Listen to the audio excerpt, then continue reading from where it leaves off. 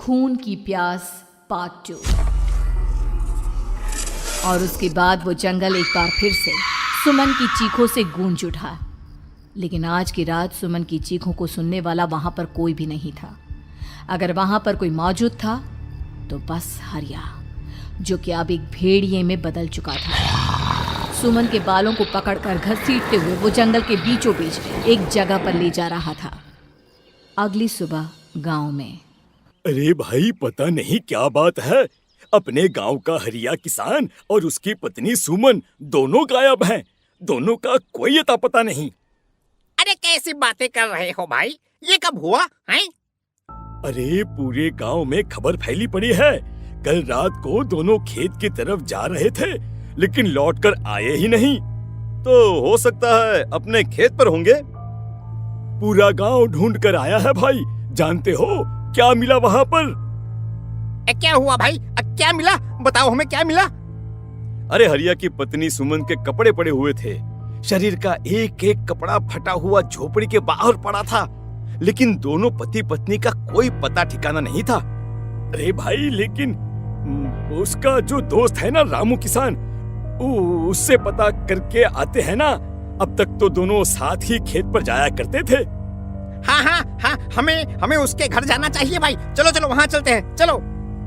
वो सारे लोग रामू के घर पर पहुंचते हैं। रामू अपने घर के बाहर बैठकर हुक्का पी रहा था।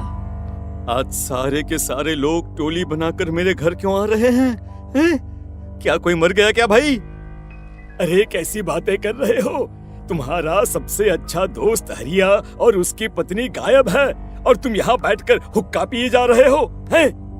रामू ने अजीब सी नजरों से उन सब गांव वालों की तरफ देखा, जिसकी वजह से वो लोग एक बार के लिए डर गए।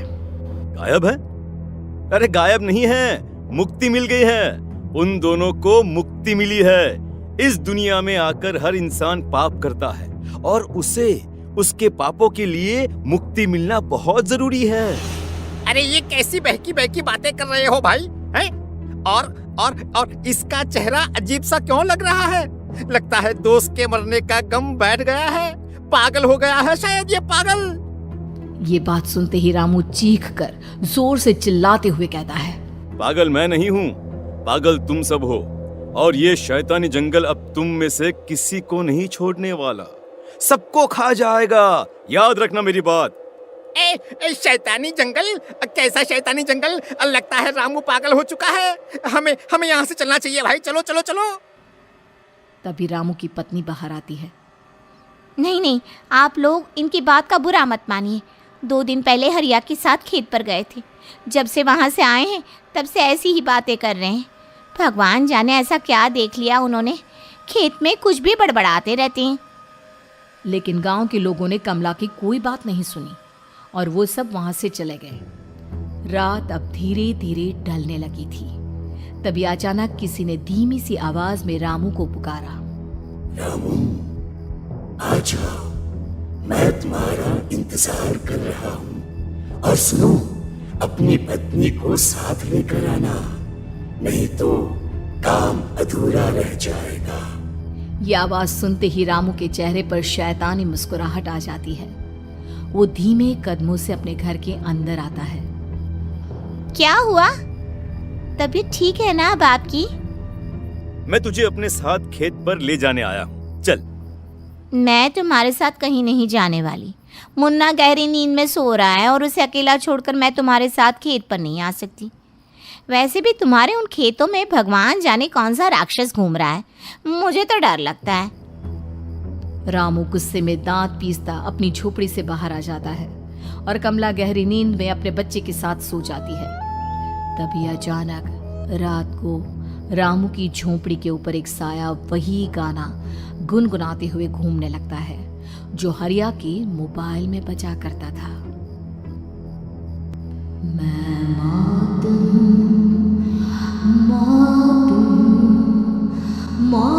जो पसरी है चारों ओर, जो आएगी कहीं से भी निगल जाएगी सबको। मैं मौत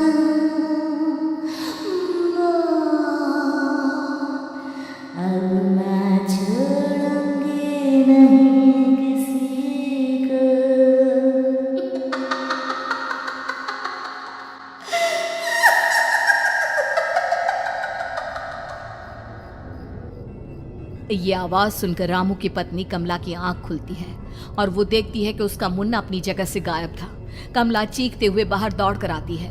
वहां पर उसने देखा कि रामू ने अपने बच्चे को झोपड़ी के बाहर एक पेड़ से उल्टा लटकाया हुआ था और उसका बच्चा चीख चीख कर रो रहा था। वहीं दूसरी तरफ एक साया बच्चे के ठीक नीचे आग जलाकर उसके चारों तरफ हैवानों की तरफ नाच रहा था। छोड़ दो मेरे बच्चे को। अरे क्या कर रहे हो तुम? शर्म नहीं आती तुम्हें? अपने ही बच्चे को इस तरह मौत के हवाले करते हुए। अपना बच्चा? किसने कहा ये मेरा बच्चा है? अरे ये तो उस रामू की औलाद है, इस गांव के किसान रामू की, और मेरी दुश्मनी इस गांव के हर इंसान के साथ है। क्या? कैसी बात कर रहे हो तुम? और ये औरत कौन है? ये मेरे बच्चे को खा जाएगी। तभी अचानक से उस साया ने एक बेहद खतरनाक दिखने वाली औरत का रूप ले लिया और उसकी आंखों से आग निकल रही थी।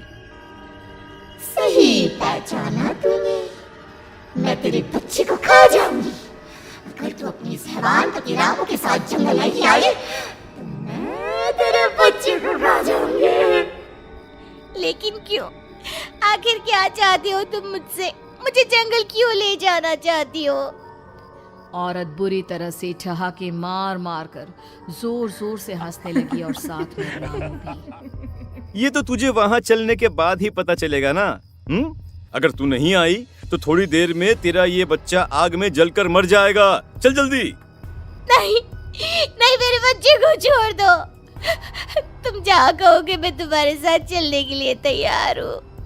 और उसके बाद उस बच्चे को झोपड़ी में लिटाकर आगे आगे वो साया चल रहा था और उसके पीछे पीछे रामू अपनी पत्नी के बाल पकड़कर उसे घसीटते हुए जंगल की तरफ ले गया।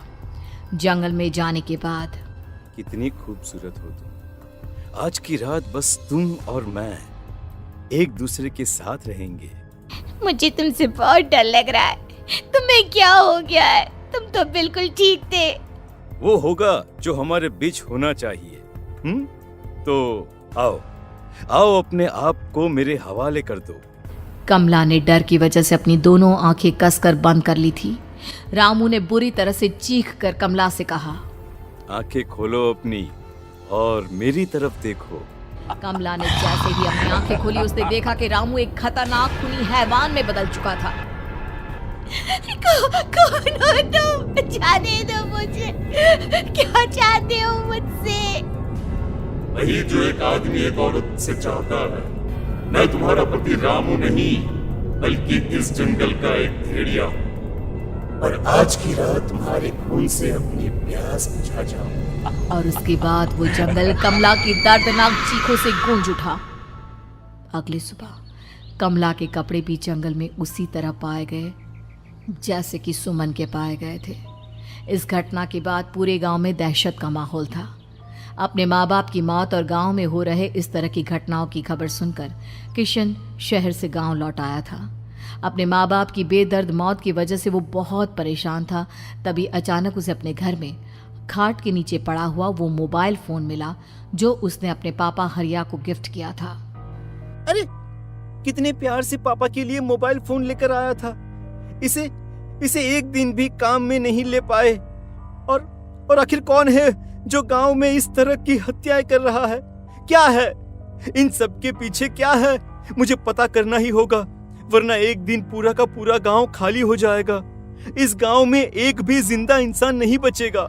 गांव के लोगों की मदद करने के इरादे से किशन अपने गांव से दूर एक दूसरे गांव में बहुत बड़े तांत्रिक के पास मिलने के लिए गया। तांत्रिक बाबा, अब आप ही कुछ उपाय बता सकते हैं। भगवान जाने हमारे गांव को किसकी नजर लग गई है। नजर नहीं लगी है, किसी ने तुम्हारे गांव को बद्दुआ दी है। किसी सताई हुई आत्मा का प्रकोप है और अब वो पूरे गांव में किसी को नहीं छोड़ेगी जब तक उसकी आत्मा को शांति नहीं मिल जाती। अरे लेकिन ऐसा कौन है बाबा? किसकी आत्मा है और कैसे मिलेगी उसे शांति? मौत है, मौत कहीं से भी आएगी और सबको निगल जाएगी। इससे बचने का सिर्फ एक ही उपाय है, लेकिन उस उपाय को करना आसान नहीं होगा। जो भी उस उपाय को करने की कोशिश करेगा उसकी जान जा सकती है। भले ही मेरी जान चली जाए, लेकिन मैं अपने गांव के लोगों की जान बचाने की पूरी कोशिश करूंगा बाबा। तो ठीक है फिर, अगली अमावस की रात जैसा मैं कहता हूँ वैसा ही करना। अमावस की रात तांत्रिक के बताए अनुसार किशन अपने साथ केरोसिन लेकर जंगल की तरफ चल पड़ा। उसके हाथ में देवी के मंदिर का सिंदूर भी था। किशन जंगल के बीचों बीच पहुंचा। ये देखकर उसकी आंखें फटी की फटी रह गई। वहां एक उबलते पानी का तालाब था और कई लोगों की लाश लटक रही थी। किशन की माँ बाप की लाश भी वहीं थी। माँ, बापू, क्या हो गया? ये क्या हो गया? तभी वहां पर एक औरत और आदमी आते हैं। उन्हें देखकर किशन चौंक जाता है। गोपाल काका, आपकी तो 5 साल पहले मौत हो गई थी।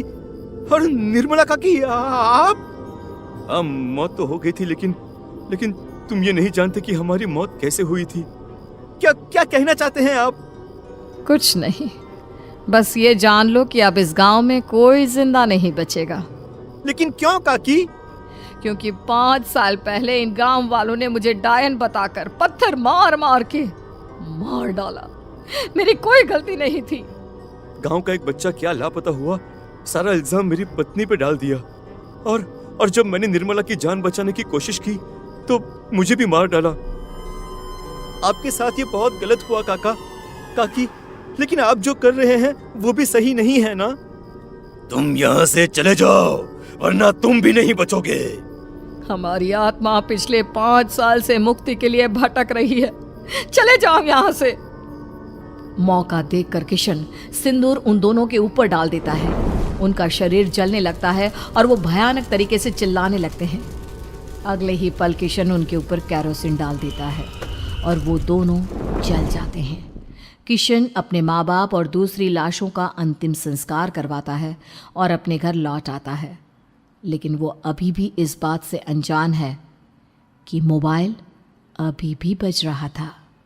मैं मौत हूँ, मौत